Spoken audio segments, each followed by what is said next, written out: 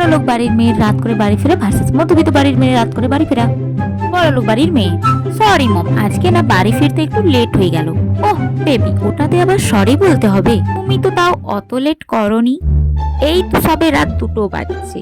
ওকে মম, আমার না আজকে খুব টায়ার্ড লাগছে, আমি গিয়ে শুয়ে পড়ি। Okay mom, good night. Okay baby, যাও তুমি যে ঘুমিয়ে পড়ো। Good night baby, love you baby. মধ্যবিত্ত বাড়ির মেয়ে, ও মা, তুমি ঘুমতি হাতে গেটের সামনে দাঁড়িয়ে কেন? কটা বাজে এখন? তুই এত রাত পর্যন্ত কোথায় ছিলি? মা, এত রাত? এই তো সবে 6:30 বাজছে।